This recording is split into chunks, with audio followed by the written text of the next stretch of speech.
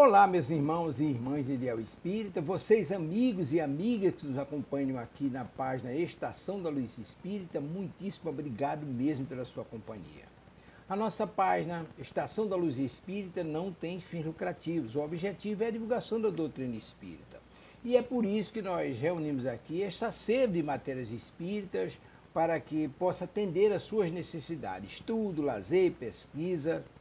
Você encontra aqui na nossa página Estação da Luz Espírita os livros da codificação, obras suplementares, entrevistas, palestras e os programas da Web Rádio Estação da Luz de Natal e Web Rádio Cristo Consolador de São Paulo. Ou seja, um acervo que atenda às suas necessidades, sem fins lucrativos. O objetivo é a divulgação da doutrina espírita. E agora eu convido você para nos acompanhar na reprodução de mais esse trabalho imperdível. Muito obrigado mesmo pela sua companhia e vamos juntos!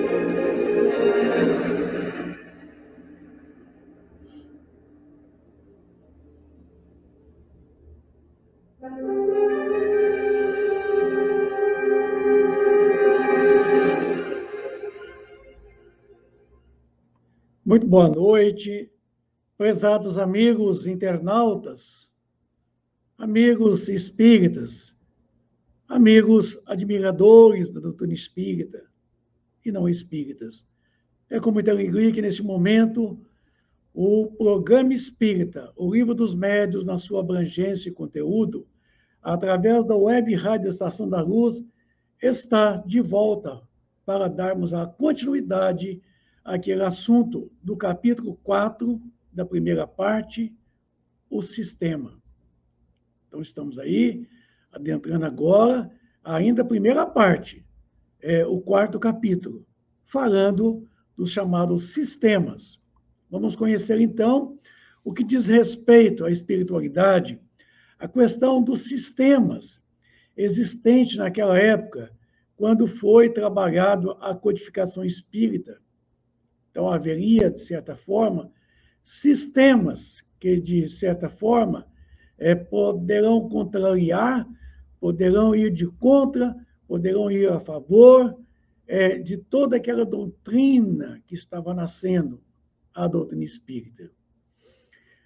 Então, vamos começar o capítulo. Quando começaram a produzir-se estranhos fenômenos do espiritismo, ou dizendo melhor, quando esses fenômenos se renovaram nesses últimos tempos, o primeiro sentimento que despertaram foi o da dúvida, que era comum, né? Quanto à realidade deles e, mais ainda, quanto à causa que lhes dava origem. Então, era um fato novo que estava acontecendo, era um fenômeno já existente, mas não muito ostensivo, muito esporádico naquele momento ali, e naquela época não se dava conta ainda a ideia da imortalidade da alma, tanto quanto hoje. Não se falava muito dos fenômenos, mas se falava do capeta, do demônio, do diabo, do daimon, que manifestava através desses fenômenos. Então, tudo era tirado aos domínios do sobrenatural, aos domínios do maravilhoso, do fantástico, e não poderia ser diferente. Então, quando esses fenômenos chegaram, apresentando uma certa ostensividade, houve realmente uma grande dúvida. E surgiram ali várias interpretações concernentes. Tá? Uma vez certificados por testemunhos irrecusáveis e pelas experiências que todos hão podido fazer, sucedeu que cada um as interpretou ao seu modo, de acordo com as suas ideias pessoais, suas crenças, suas prevenções. Daí muitos sistemas a que uma observação mais atenta viria dar justo valor. Então, certamente, muitas teorias surgiram. Bom, alguém diria, bom, isso aqui é um sistema pelo qual é todo um embuste, é toda uma farsa, é todo um truque que estão trazendo aí. E aí, outros sistemas já falando que aquilo haveria uma grande possibilidade de uma filosofia nova nascendo através daquele fenômeno, de que aqueles fenômenos comprovavam realmente a imortalidade da alma. E aí foi surgindo uma série de sistemas que nós vamos verificarmos com vocês aqui, a partir desse capítulo 4, da primeira parte do Livro dos Médiuns. Julgaram os adversários do Espiritismo, encontraram um argumento nessa divergência de opiniões, não podia faltar, né? Os detratores, como também os inimigos, os adversários da doutrina nascedora, dizendo que os próprios espíritas não se entendiam entre si. Quer dizer, já começaram a acusar e começaram a caçar os espíritas. A pobreza de semelhante razão prontamente se patenteia, desde que se reflita que os passos de qualquer ciência nascente são necessariamente incertos, até que o tempo haja permitido se colecionem e coordenem os fatos sobre o que possa afirmar-se a opinião. Então, todo conceito, toda teoria, toda ciência que traz algum conhecimento novo é suspeita. Exige as opiniões diversas, contrária, principalmente contrária. Então, nesta, não seria diferente com a doutrina espírita, de que, na verdade, não era outra ciência. Era a mesma ciência de então, mas numa visão nova. Isso que é importante sabermos. Tá? Ciência nova, não. Nova ciência. Quando você inverte os papéis do adjetivo e substantivo, muda completamente a interpretação. Aqui, nesse caso, o adjetivo ele está antes do substantivo. Então, ele vai dar qualidade, ele vai adjetivar o substantivo. Portanto, que foi colocado a nova ciência. Certo? Não foi ciência nova, não. Se fosse ciência nova, seria uma outra ciência. E não mais a ciência precedente. Mas quando foi colocado que a nova ciência, está dizendo que a ciência é a mesma. Só que numa visão nova, numa visão holística de que não era antes. Porque a visão antes era totalmente materialista, dogmática. Viu? Isso trouxe realmente para muitos opiniões diversas, viu? E certamente, a partir do momento em que foi concatenando esses fatos, analisando eles, coordenando eles, foi realmente trazendo esclarecimentos e começou, então, a afirmar-se uma opinião mais decisiva, mais racional, mais coerente, com relação a tudo aquilo que era novo, tudo aquilo que estava nascendo ali naquele momento ali. Vejam vocês que não foi fácil. Século XIX, a ciência estava ainda no seu insight, não tinha saído ainda dos laboratórios, estava ainda nos insights. À medida que os fatos se completam e vão sendo mais observados, as ideias prematuras se apagam e a unidade se estabelece, pelo menos com relação aos pontos que são fundamentais, são lógicos, são racionais. Senão, todos os pormenores ali são tratados. porque partimos do raciocínio indutivo. O raciocínio indutivo é aquele que você parte das pequenas coisas, das pequenas partes, para o conjunto. Tá? O dedutivo é quando você forma o conjunto e parte do conjunto, tá? Para interpretar as mínimas partes. Com relação aos pontos fundamentais, senão todos os pormenores. Tinha que ser avaliado, levado em conta. Foi o que se deu com o Espiritismo, que não podia fugir à lei comum, aos conceitos comuns. E tinha mesmo, por sua natureza, que se prestar mais do que qualquer outro assunto à diversidade das interpretações.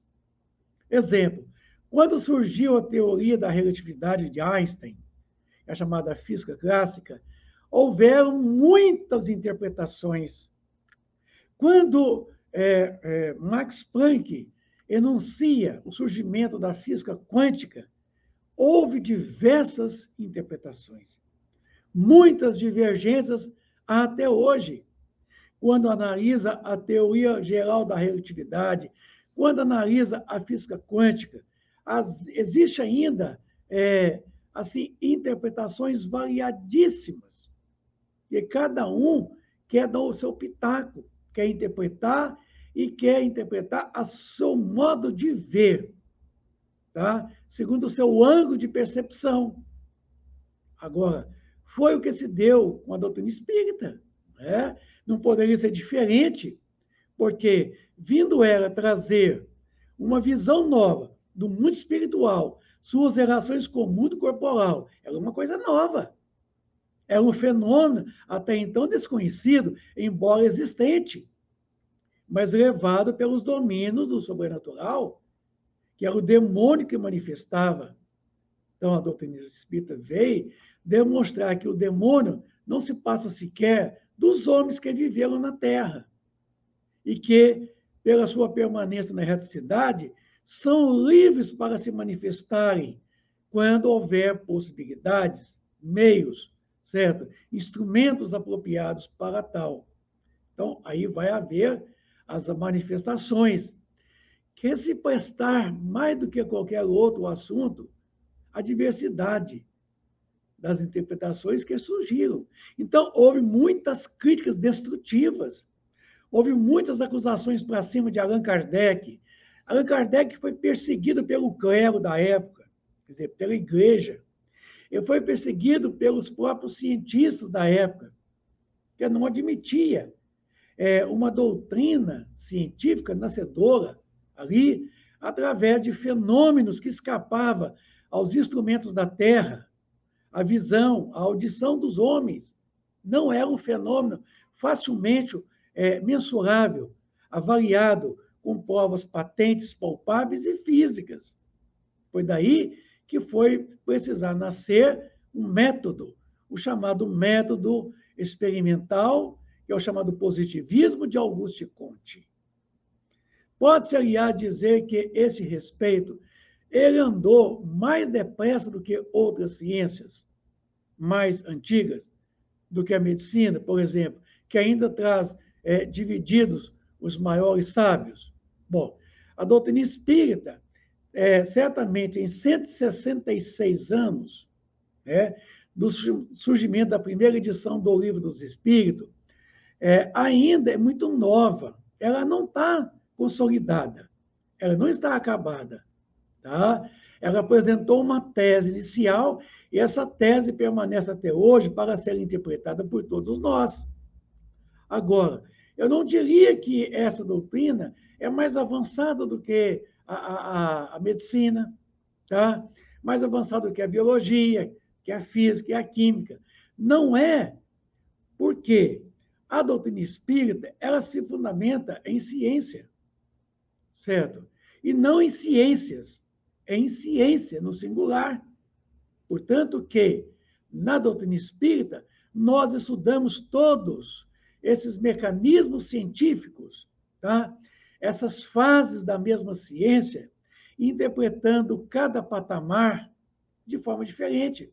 Por exemplo, a biologia estuda a vida, a astronomia estuda os astros, A física estuda a natureza, a química estuda os elementos químicos e suas aglutinações, não é isso?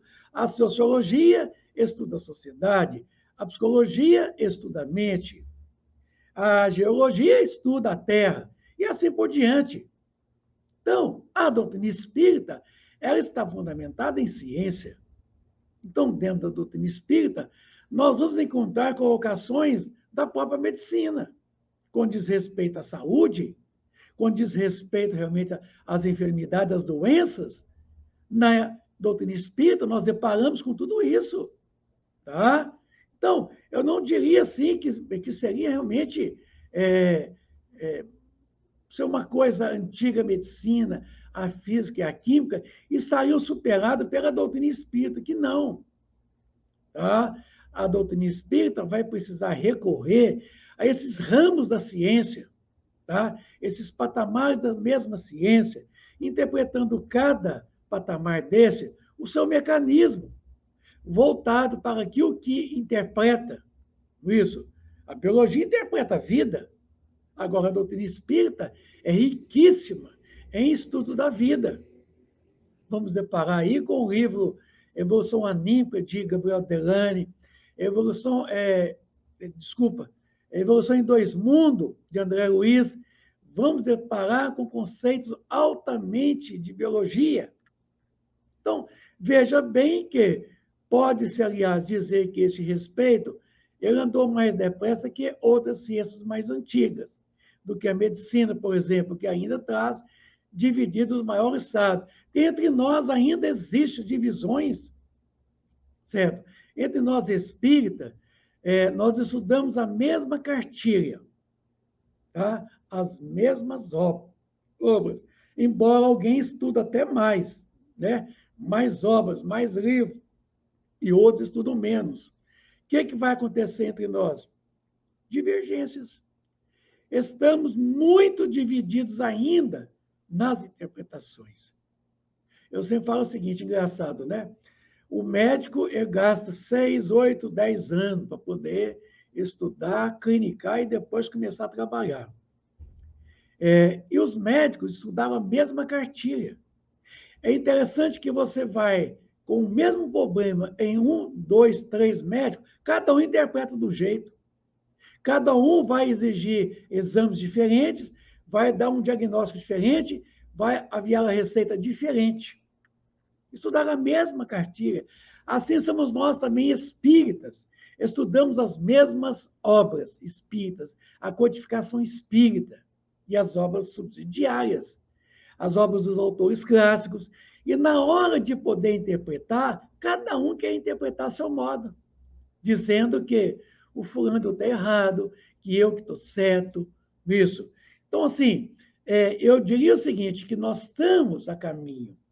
No item 56 do primeiro capítulo do livro A Gênese, foi colocado para nós que a doutrina espírita ela está de posse do progresso.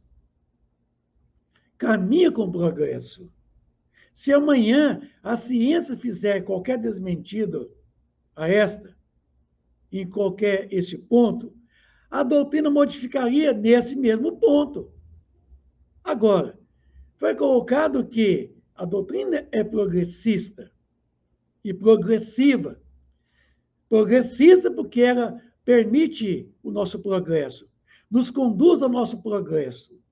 Tá? Progressiva porque ela está de posse do progresso. Agora, como a ciência é a mesma, não é outra ciência, então não haveria nenhum ponto que ficaria dúbio, nenhum ponto que deixaria dúvidas, tá? Porque a doutrina espírita se fundamenta na lógica, no raciocínio, na lógica, no bom senso, na análise, né? No método científico, tá? Então, não é uma simples filosofia que chegou atracando alguns conhecimentos antigos, não. Ela traz uma visão nova.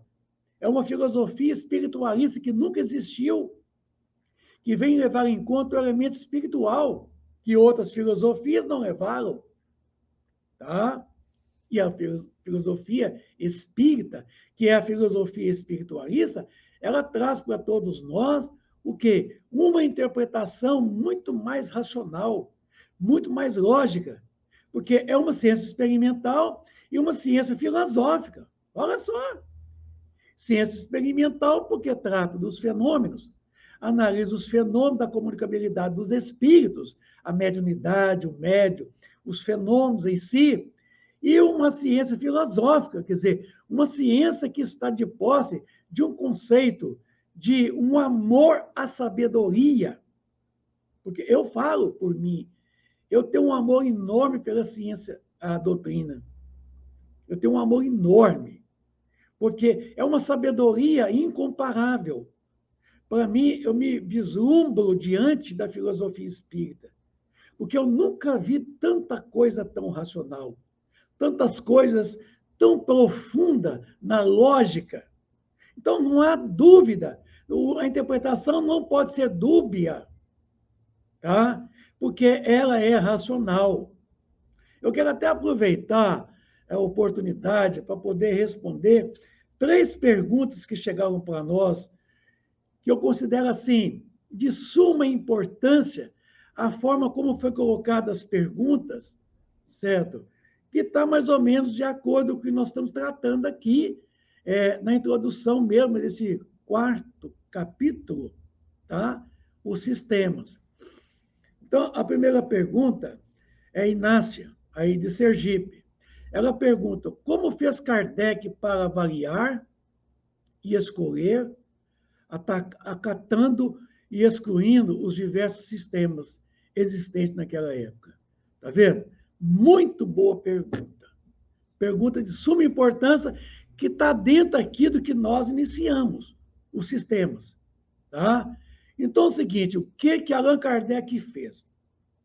No ano de 1855, aproximadamente, o professor Denisarde, como é conhecido, o Hippolyte Léon Denisarde Rivail, era conhecido na cultura francesa como professor Denisarde. Não tinha ainda o pseudônimo Allan Kardec. Ele ficou sabendo que estava acontecendo uns fenômenos. E certa feita, ele tinha um antigo amigo chamado Senhor Fortier, que o convidou a ele. Disse, professor Denisarde, vem em casa, a mesa anda e a mesa fala. Vai lá para você ver. Ele falou assim, o quê? Mesa andar? Né? E falar? Bom, andar até que pode, porque ela tem 4 o quê? Pernas, né? Então, pode andar. Agora, falar como? A mesa não tem cérebro, não tem um aparelho fonador. Mas aí, aquilo já deixou ele meio escafifado, porque Fortier é um antigo magnetizador francês, muito bem conceituado naquela época. E já as mesas girantes e falantes, nas experiências da casa dele, davam as comunicações através do chamado Quijá, que hoje está, né, despanzado aí, não se usa mais, porque hoje nós temos a psicografia. E aí, ele ouviu falar também dos fenômenos da senhora Roger, senhor Pantier, tá? Senhor Carlotte, e ele conheceu a senhora Prané-Maison. E ele, depois de muita insistência, convite, o senhor Pantier, um grande amigo dele, dizia a mesma coisa, vai lá em casa, a mesa anda, a mesa fala. Tá? Ele deixou para lá. Mas ele foi na casa da senhora Prané-Maison, que era uma médium sonâmbula. E lá houve uma experiência de comunicação que o professor Denisarde ficou meio escafifado. Quando ele observou que as respostas que eram dadas, segundo as perguntas formuladas, superavam o coeficiente de inteligência de todos aqueles participantes daquela reunião. Ele dizia, poxa, esse assunto, ninguém aqui conhece isso, não. Esse assunto foge o conhecimento desse pessoalzinho que está aqui frequentando essa reunião. E aí, ele ficou mais ainda compenetrado, muito cético, muito crítico, era um professor, era um pedagogo, estava acostumado a lidar com ciências exatas. E aí, quando ele, então, passou a conhecer os fenômenos na casa da Céola Panemazon, ele conheceu uma outra família, chamada família Baldim, na onde estava lá duas adolescentes que recebiam comunicações espirituais através da psicografia, a escrita, sobre papel, sobre pedras de ardósia. E ele foi conhecer a família Baldim. Quando ele chegou lá, para a surpresa dele, ele se deparou com um calhamaço de mensagens já ditas pela espiritualidade, psicografada pelas duas médiuns adolescentes. E aí, ele, então, começou a acompanhar aquela família Baldim, observar aquelas comunicações todas, avaliá-las todas, e começou a observar que aquilo tudo tinha um cunho de racionalidade e de lógica. E aí, ele observou atenciosamente aqueles fenômenos. E então começou a provocar os fenômenos, começou a produzir as reuniões de comunicabilidade dos espíritos, sob o controle rígido de sua observação científica. Era um pedagogo, era um homem renomado naquela época, e começou a observar que aquela rigidez da qual ele levava a interpretação das comunicações trazia um contentamento maior para ele, porque ele via por trás de todas aquelas comunicações uma enorme racionalidade, uma lógica profunda. E ele, então, começou a produzir o controle das comunicações. E aí, ele foi acompanhando a família Baldim, e ali houve muitas e muitas comunicações depois que o professor Denizardi, hoje conhecido por nós, Allan Kardec, estava ali vendo, acompanhando respostas inteligentes, com perguntas talvez até um tanto mais ou menos assim, à primeira vista equivocada, mas eram perguntas racionais e respostas mais racionais ainda, porque eram lógicas. E aí ele pensou, o que eu vou fazer com isso? E ele se convenceu, porque aí ele foi para a terceira etapa. Quer dizer, ele observou, ele provocou os experimentos, quer dizer, o método experimental, ele adotou, tá?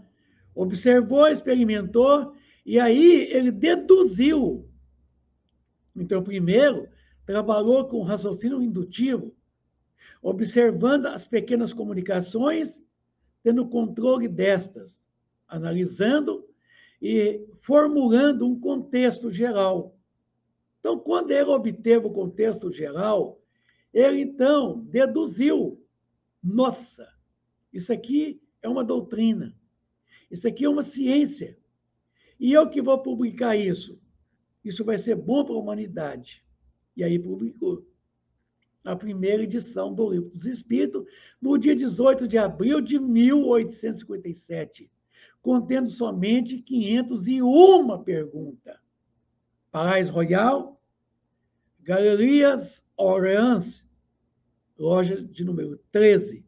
Lá estava estampado, lá no móvel, o Livro dos Espíritos. Então, meus amigos, minha amiga Inácia, Allan Kardec adotou um método experimental de Auguste Comte, o positivismo. Tá? Foi com isso que ele foi, então, analisando as comunicações e aproveitando aquelas comunicações sensatas, lógicas, racionais, e foi as tomando ela, e foi nessa concatenação, ele foi organizando metodicamente o Livro dos Espíritos, o Livro dos Médiuns, o Evangelho segundo o Espiritismo, isso, o Céu, o Inferno e o livro A Gênese. Ele organizou metodicamente. Então, ele foi excluindo o que era inútil, o que às vezes vinha no meio da verdade, nas entrelinhas, a impostura, a mentira, a farsa, a hipocrisia, ele refugou. Mas o que era de cunho racional, ele absorveu. Então, ele teve esse espírito crítico, usando o método experimental de Auguste Comte. Bom, tem uma outra pergunta aqui, e essa pergunta ela é interessante porque ela é longa a pergunta.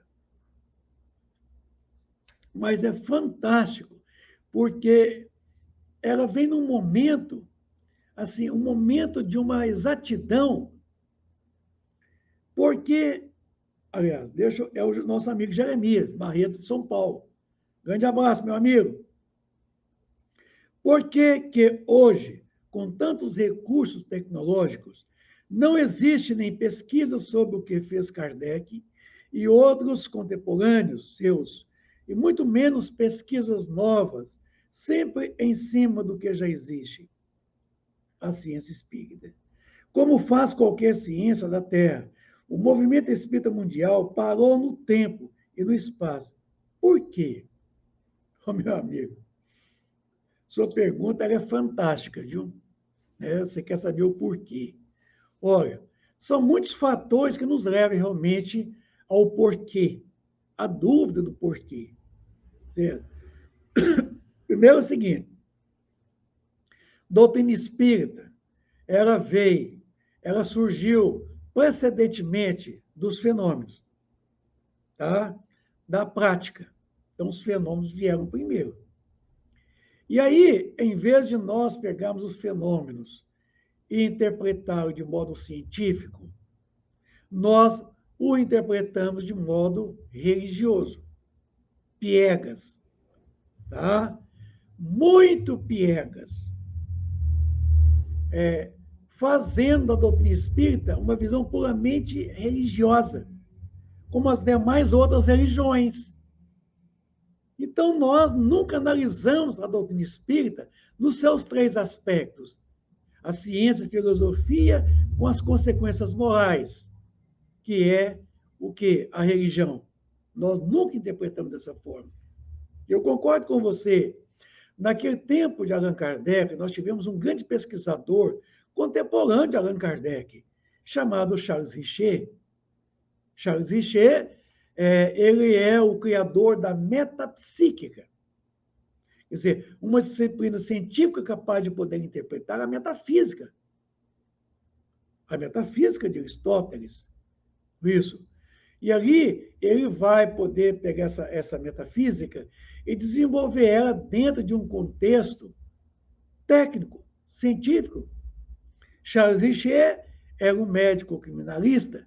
Certa feita, ele pegou um cadáver e dissecou um cadáver dos pés à cabeça, tentando encontrar a sede da alma, aonde que a alma ficava no corpo. E não encontrou. Mas tornou um dos maiores pesquisadores daquela época de Kardec. César Lombroso também foi um grande pesquisador para aquela época, sabe? E aí nós tivemos aí, nesse período, esse período muito religioso ainda, muito assim, improvisado, né? Ninguém gosta da área científica, porque é difícil aprender, e aprende doutrina de qualquer forma. Eu concordo com você. Está faltando pesquisa, está faltando interpretação científica, está faltando usar a área científica da doutrina espírita. Eu falo de cadeira, porque a minha maior proposta aqui no CEP é a parte científica da doutrina. O meu trabalho é sempre científico, tá? É voltado para os aspectos científicos. Nós temos aqui no CEP, que é o Centro de Estudos e Pesquisas Espíritas, de Divinópolis, Minas Gerais, onde nós temos um laboratório que nós temos alguns instrumentos muito assim artesanais que nós construímos com os nossos recursos para a pesquisa fenomenal. E nós tivemos que, de certa forma, há uns tempos atrás, tivemos que parar com o experimento, com a pesquisa científica, porque surgiu a maior necessidade, a divulgação, o estudo, a pesquisa da doutrina espírita e sua divulgação. Então, eu fui orientado pela espiritualidade que eu deveria, assim, parar com o trabalho de pesquisa e que eu voltasse para o estudo da doutrina espírita, sua interpretação, sua pesquisa e a sua divulgação. É tanto que de lá para cá, eu tive um programa de rádio durante 30 anos, um programa de uma rádio AM, durante 30 anos. Chamava programa Projeto Futuro. E depois nós tivemos aí o início de um programa de televisão, que já está com seus 6 anos de produção, chamado Programa Nova Era. É uma televisão regional que nós temos aqui, chamado TV Candidez. E aí, nós temos um trabalho de lives também, além desse aqui, que nós fazemos na sexta-feira e na segunda, nós temos mais o quê? Mais live que nós fazemos durante a semana. Então, a nossa maior preocupação hoje é o estudo, o desenvolvimento da pesquisa e da divulgação. Agora, a pesquisa fenomenal, experimental, nós tivemos que parar. E no Brasil não tem laboratório de pesquisa científica dentro dos centros espíritas. O único que nós tínhamos aqui é o Instituto de Pesquisa Psicobiofísica do Estado de São Paulo, do grande estimado amigo Hernani Guimarães Andrade, um grande parapsicólogo brasileiro, paulista, um grande espírita, fenomenal pesquisador da área científica, que eu tive a oportunidade de conhecê-lo através de correspondências na época, manter um contato com ele de pesquisas, quando eu desenvolvia no CEP a pesquisa da Kirlia, da fotografia Kirlia. Ele já era mais amadurecido na pesquisa, e nós travamos muitas pesquisas, conversas, no tocante ao meu trabalho, o trabalho dele. Então, acabou, está parado. Tem um laboratório instrumental, com vários instrumentos de pesquisa, que eu não tenho tempo. Eu não tenho tempo para voltar para a pesquisa científica. Então, precisa reorganizar, precisa voltar. É preciso que haja por parte dos espíritas, inclusive alguns espíritas médicos, né? Espíritas psicólogos, parapsicólogos, espíritas pesquisadores, voltar para dentro do laboratório.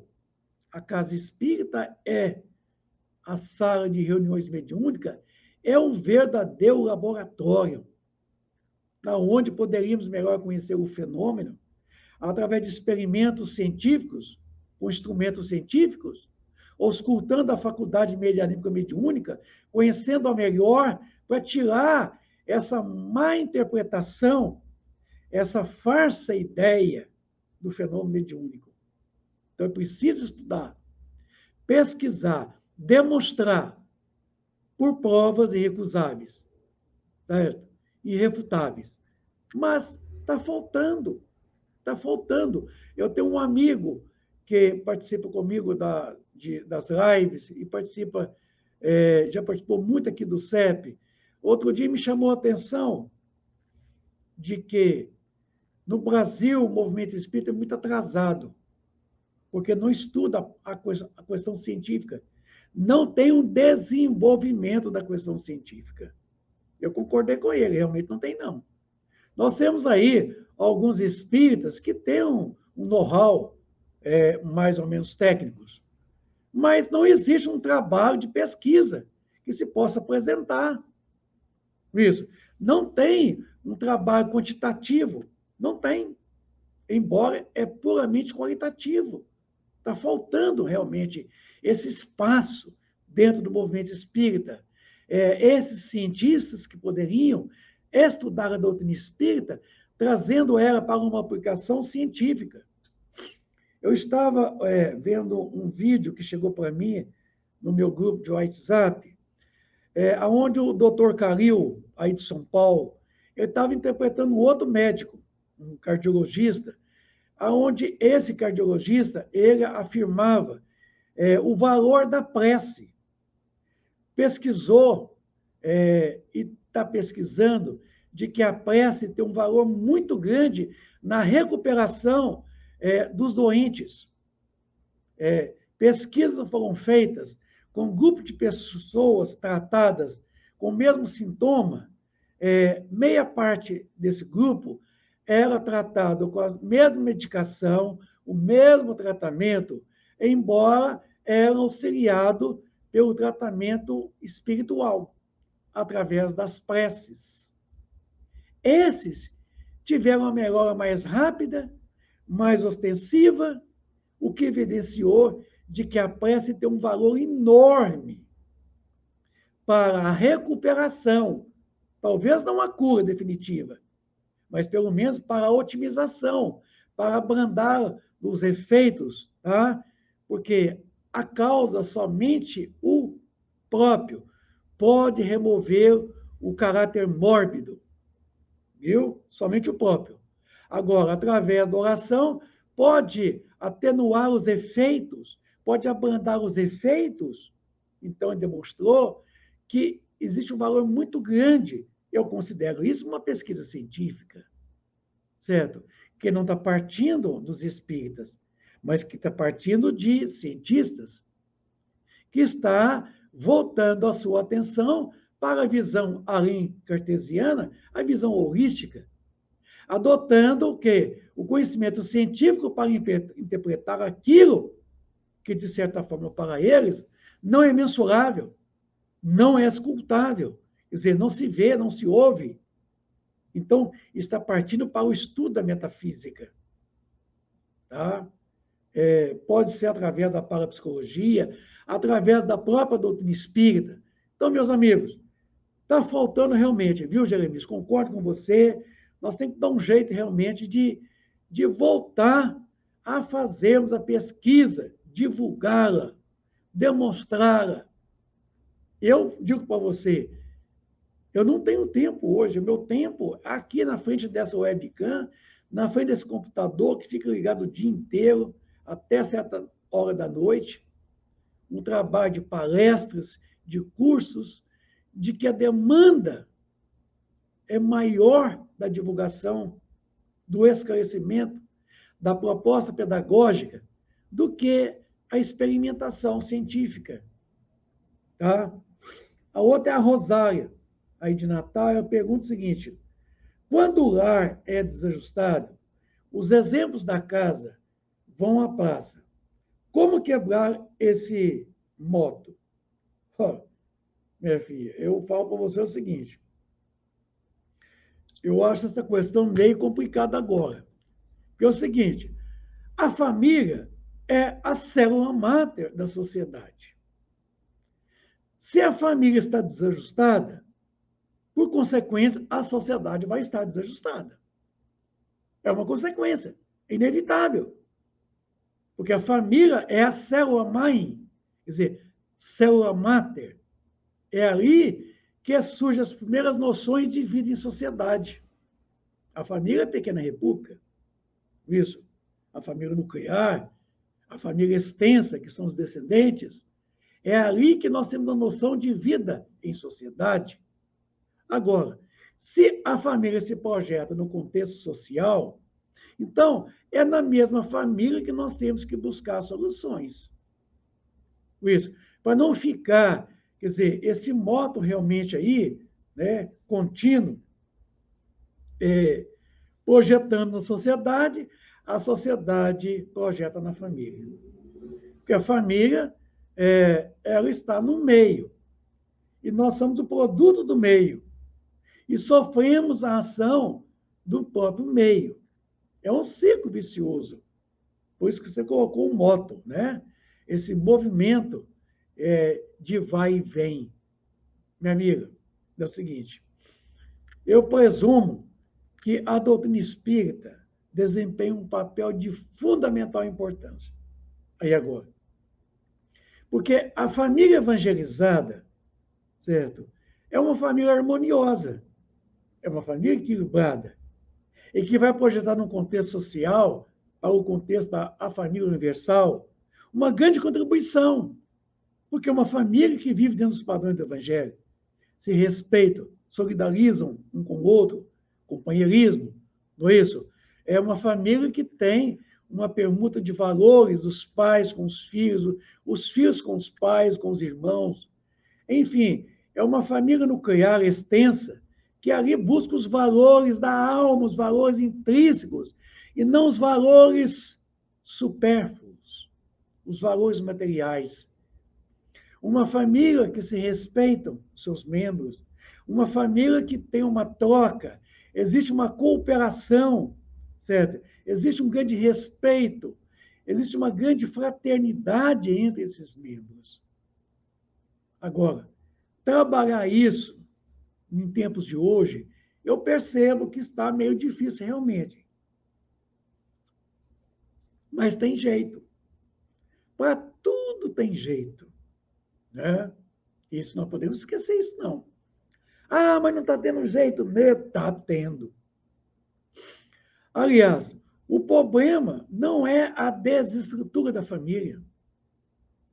O problema é o sistema, certo? É o sistema de família que nós adotamos, que está errado. Tá? Da qual foi colocado para nós pelos nossos progenitores. Viu? Tivemos um sistema espartano, né? Muito antigo, que os pais criavam seus filhos na pancadaria. Isso, no castigo. Nossos pais eram cruéis, rancorosos, então se batiam. Acreditavam que educação era bater. E isso eu falo para vocês. Se meu pai, pelo tanto que me bateu, porque a minha educação foi espartana, pelo tanto que me bateu, me fez de um cidadão comum, se meu pai me bate mais um bocadinho, além do que me bateu, hoje eu seria presidente da República. Né? Se bater educa realmente, né? Se funciona, pancadaria, eu seria o cara mais bem educado, mais bem formado. Eu seria um presidente da República. Agora, a conclusão é de vocês. Bater resolve? Então, o que nós precisamos na família é o despertar da cooperação, da vida em família pelo processo de fraternidade, de aceitação mútua, de alteridade, é lidar com a diferença do outro, é conviver com a diferença, é comparar as diferenças, é aprender com as diferenças. É isso que nós não aprendemos até hoje. Hermance Dufour, através do livro Laços de Afetos, nosso estimado Vanderlei Soares, ela nos fala da alteridade, né? Esse sentimento que nós haveremos de poder desenvolvermos, de aprendermos a lidar com a diferença do outro, sabe? Porque o crescimento nosso está nas diferenças, não na igualdade, mas nas diferenças. É como o time de futebol, isso, que estrategicamente cada jogador joga numa posição determinada. Assim também somos nós, pelo princípio da alteridade. Cada um com as suas experiências, com seus conhecimentos, com seus valores. Cada um de nós trazendo no seu contexto, né, tudo aquilo que realmente possui em termos de quê? De empreendimentos, de valores espirituais, morais, intelectuais, sociais, culturais. É a somatória. É a gente aprender com a diferença do outro. Então, sabe, minha amiga, essa questão para poder questionar tem que haver mais dentro da família. O respeito, a aceitação do outro. É aquilo que está na pergunta 846 do Livro dos Espíritos. Qual o verdadeiro sentido da palavra caridade? Como entendi Jesus? Quer dizer, como é que Jesus entendia caridade? A resposta foi benevolência para com todos. Não foi beneficência, não. Benevolência para com todos, quer dizer, incondicional. Não está condicionado. Indulgência para com a imperfeição do outro. A indulgência é você lidar com a diferença do outro, é você aceitar, é você aprender com a diferença do outro. Alteridade. E o perdão das ofensas. E o perdão é o auto-perdão. Isso. Nós temos que aprender a perdoar. E nunca guardar ressentimentos, mágoas, ódio. Então, é preciso que estabeleça no reduto doméstico alteridade, para que haja dentro do reduto doméstico mais companheirismo, mais troca mútua de valores, aceitação. E eu vou falar outra coisa para você, minha amiga: tolerância. A tolerância hoje no reduto doméstico é zero. Nós somos criaturas intolerantes. O marido não tolera a esposa. A esposa não tolera o marido. Os pais não toleram os filhos, inclusive os adolescentes, chamando eles de aborrecentes, esquecendo que um dia também já foi aborrecente. É. Os filhos não aceitam seus pais, que são velhos, caducos, isso, fora da moda, antiquados. Assim os filhos veem os pais. Pais chatos. São taxados os pais de chatos. Né? Cafona. Só está fora. Então, o que está acontecendo?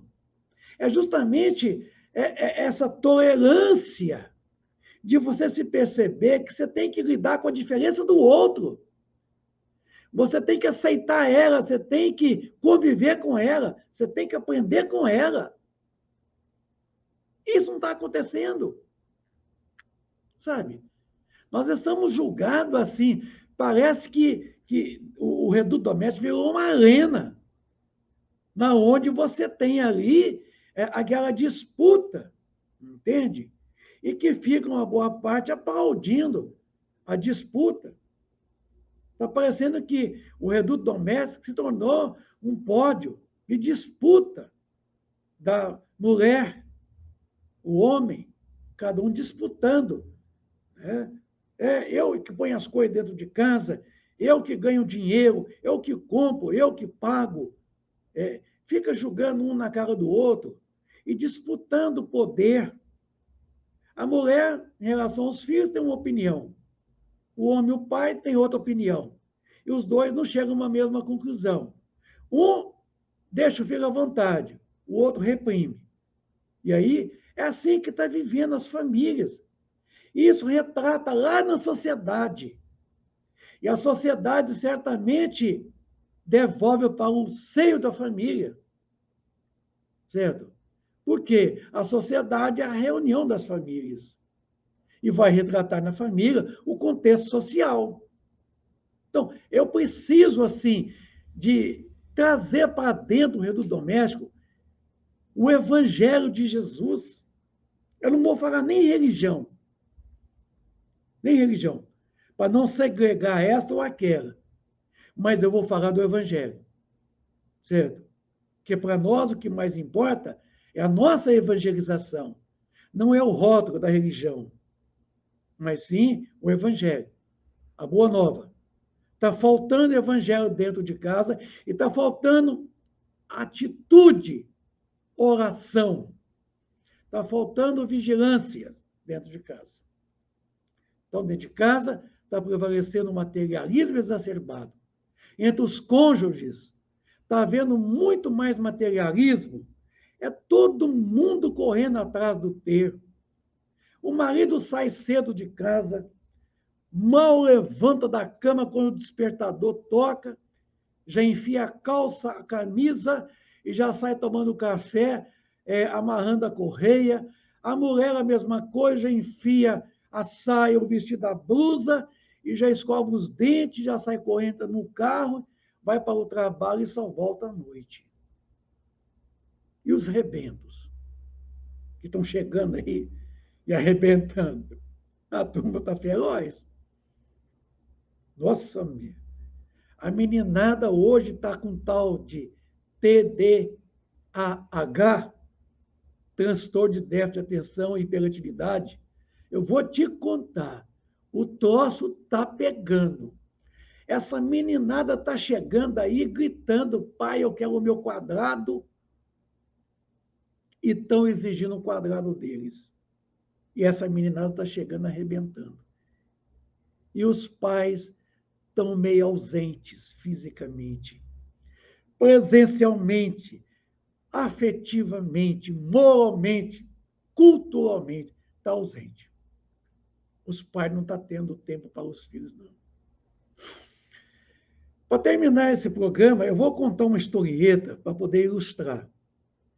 Certa feita, numa escola, a professora reuniu os pais para uma conversa informal a respeito do comportamento dos seus filhos na escola.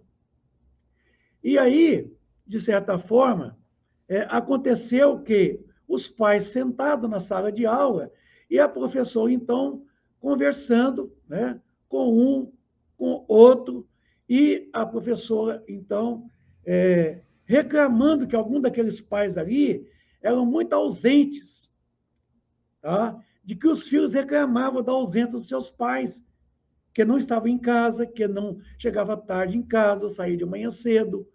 E houve um senhor que estava sentado lá atrás da sala de aula, e ouvindo aquilo tudo, ele levantou a mão e pediu à professora que pudesse manifestar seu pensamento.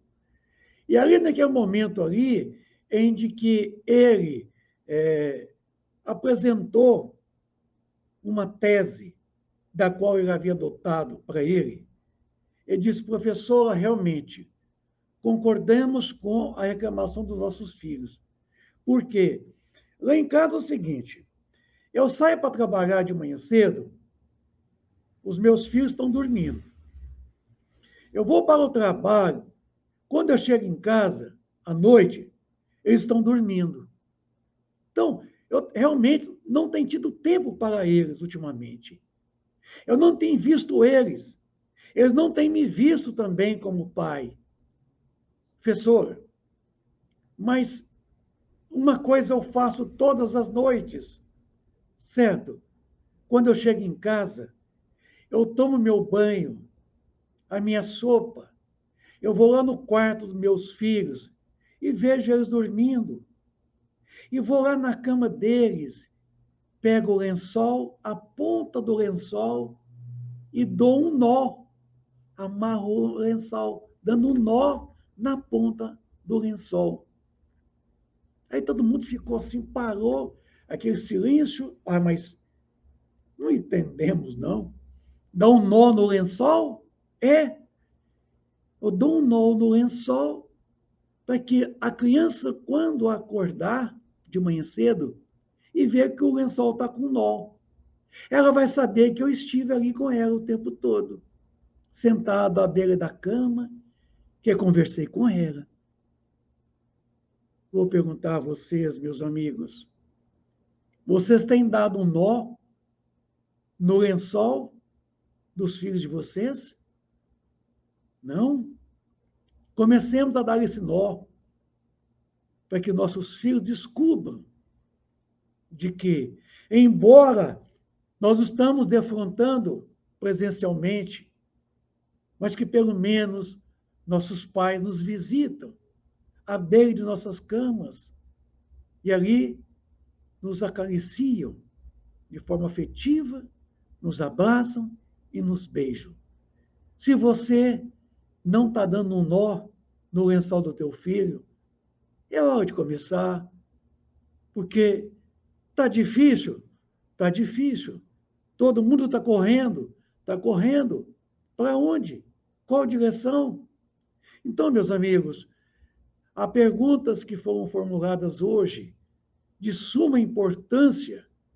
Achei melhor trabalhar elas de forma mais extensivas, porque são muitas perguntas oportunas que às vezes vêm para nós no programa, que às vezes sentimos obrigados a interromper o estudo propriamente dito. O mais importante é atender o imediatismo, é atender a necessidade, o momento. Então, eu quero aqui despedir de vocês, agradecer a Deus Pai Todo-Poderoso pelas dádivas dessa noite. Agradecemos a Jesus, nosso irmão incondicional de nossas vidas. Agradecer a toda a espiritualidade benfeitora que nos acompanha sempre nesse programa, tá? E agradecer a direção da Web Rádio Estação da Luz, na pessoa do nosso estimado amigo, senhor Tavares. Agradecemos a vocês também que estão do outro lado da web aqui e convidá-los para que na segunda-feira nós estejamos aqui, tá? Às 15 para as 9 da manhã, estudando o livro A Gênese, pelos caminhos da evolução. Estamos estudando lá o terceiro capítulo, que já está quase finalizando. E lá, no subcapítulo, né, o bem e o mal, estamos falando lá da questão da destruição dos seres uns pelos outros. Então, meus amigos, eu quero aqui, de pronto, desejar a todos vocês uma feliz boa noite, repleta de muita paz, de muita luz, e de que todos tenham um bom final de semana. Fiquem com Jesus, a proteção de Deus. Obrigado. Boa noite.